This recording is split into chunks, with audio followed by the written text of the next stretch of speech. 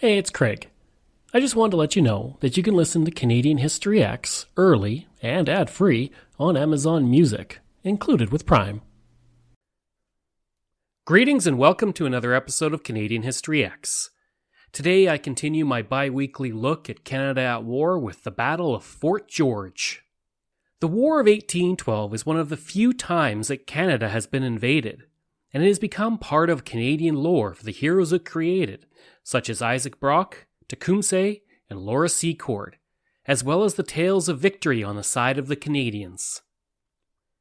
While we would burn down the White House and prevent the Americans from taking any permanent territory in Canada, it was not all victories for Canada and the British. Sometimes we would lose. On May 27, 1813, Canada would experience one of those defeats. This was what would happen in the Battle of Fort George. Now, before we get to the battle, we of course need to look at Fort George first. Fort George had been built by the British Army in 1796 after Britain had been forced to withdraw from Fort Niagara following signing of Jay's Treaty between the United States and Great Britain. The entire role of Fort George was to provide a counterbalance to Fort Niagara. Over the next 3 years until 1799, the fort would be built by the Army and would then be established as the headquarters of the British Army and the Canadian militia. Some sources say that the fort was finished in 1802 rather than 1799, though. The fort was an imposing structure for its time. It had 6 earthen and log bastions that were linked by a wood palisade and surrounded by a dry ditch. Within the walls, there was everything the armed force needed, including officers' quarters, barracks, workshops, a stone powder magazine, a hospital, kitchens, and a guardhouse. Fort George provided vital protection for the British over the Niagara River thanks to its placement. But despite its imposing size and look, it was considered to be extremely defective in its role. For one thing, the magazine was built of stone to protect the gunpowder inside, and it had an arched roof, but that arched roof was not bomb-proof. When the War of 1812 broke out, Fort George took an immediate important role serving as the headquarters of the Centre Division of the British Army. Within the fort there were British regulars, Indigenous warriors, freed slaves, and the local militia. Fort George was also where Isaac Brock would serve until he was killed in the Battle of Queenston Heights in October of 1812. Following the battle, Brock would be interred at the northwest part of the fort, where he would remain until 1824, when his remains were transferred to the Brock Monument. On February 10, 1813, a plan was put forward to attack Fort George, along with several other key strategic points including Kingston, York, and Fort Erie. Major General Henry Dearborn of the United States would later write that the plan was to take York, and then proceed to Niagara and attack Fort George by both land and water. This original plan had 4,000 soldiers attack Kingston and then York before going on to Fort George, while 3,000 soldiers attacked Fort Erie. A decision was made by Dearborn to avoid Kingston because he believed there were 6,000 to 8,000 British troops there, which would later be proven to be false.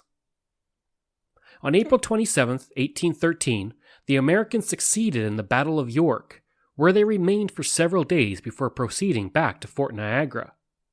The plan was then to attack Fort George, but Dearborn allowed his men to rest and reorganize first. While at Fort Niagara, the Americans would parade in plain view in the hopes of overawing the British in display of numbers. At the same time, reinforcements were arriving on a daily basis at Fort Niagara.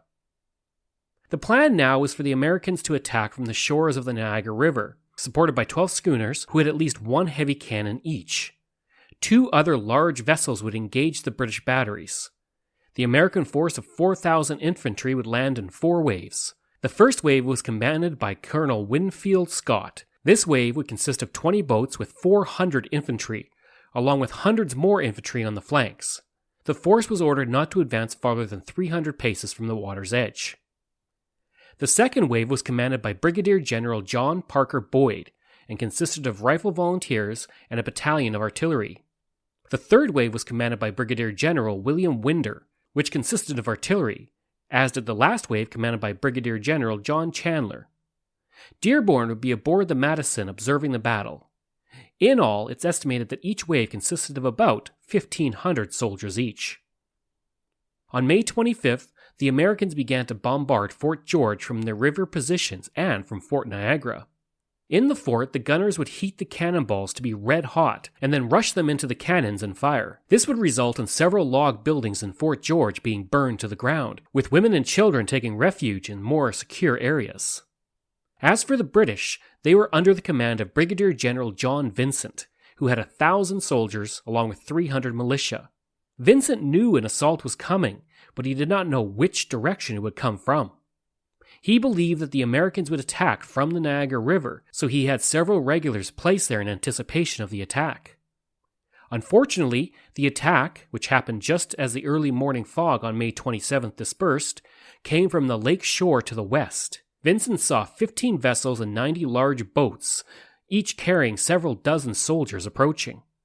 The American troops began to land west of the mouth of the Niagara River, while the schooners began to fire upon the British batteries. The Glengarry light infantry would charge at the Americans with their bayonets, and Scott would fight off several soldiers, but since the light infantry was outnumbered, the Glengarry company had to retreat after losing half their men.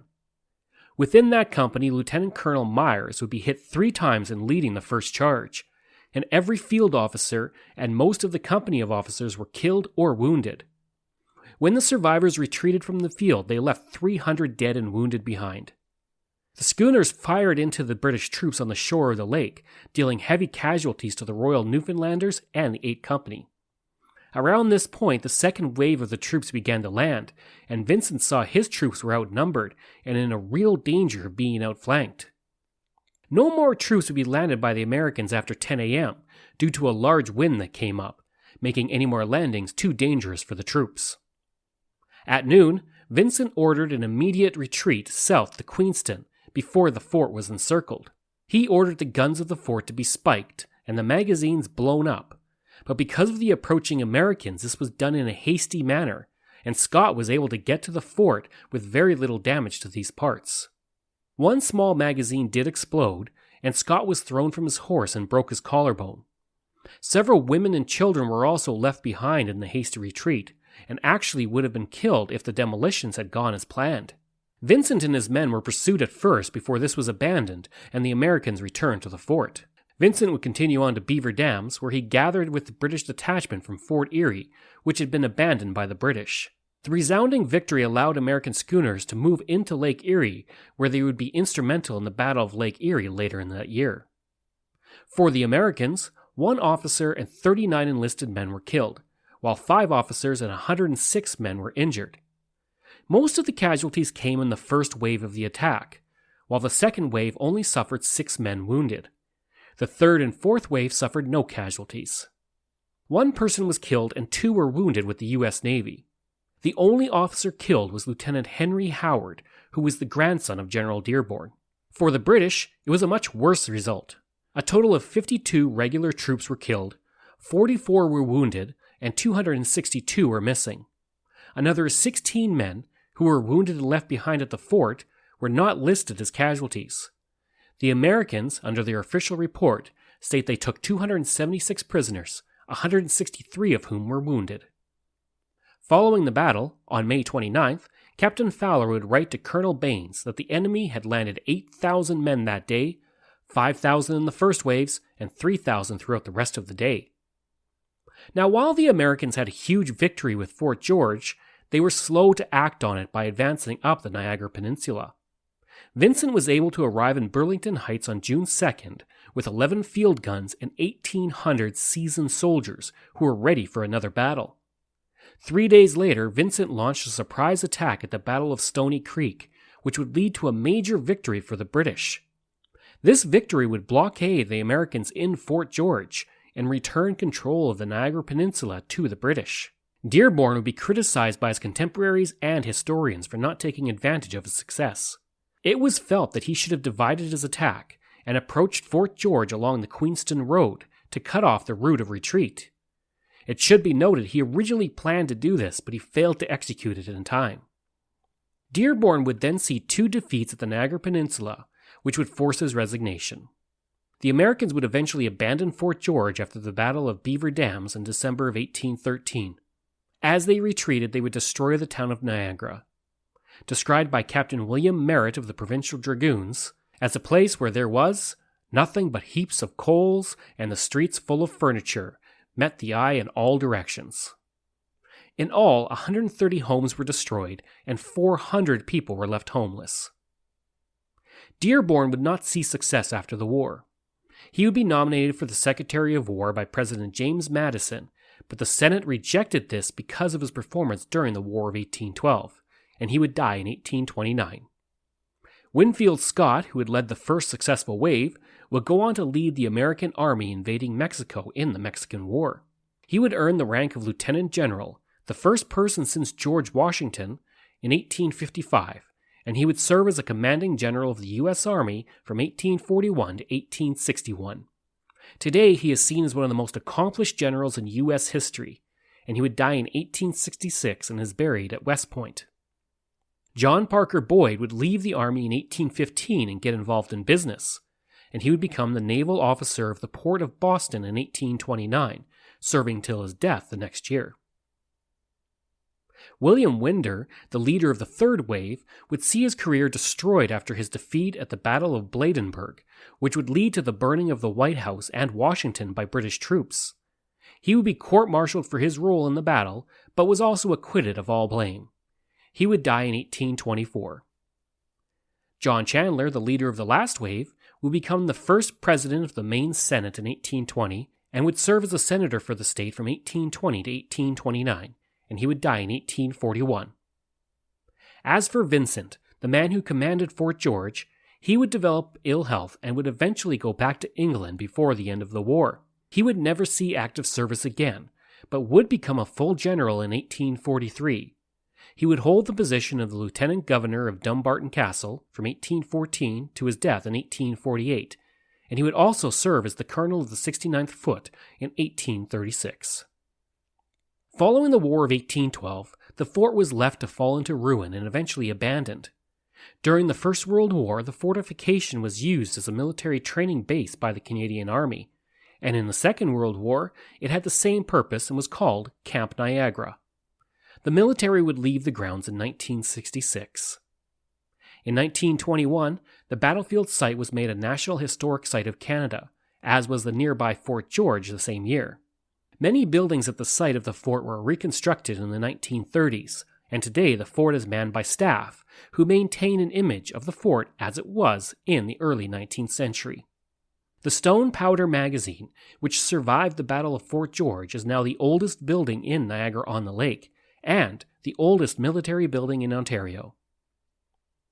Information comes from the Canadian Encyclopedia, Friends of Fort George, Wikipedia, the Battle of Fort George, 44th Battalion pamphlet, and the Military History of the Upper Great Lakes.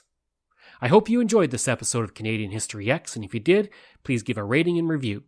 You can support the podcast at Patreon. Just go to patreon.com/CanadaEHX. You can email me any questions you have at craig@canadax, that's ehx.com, and you can visit my website where you'll find hundreds of articles on Canada's history at canadax.com. Thanks, and we'll see you again next time.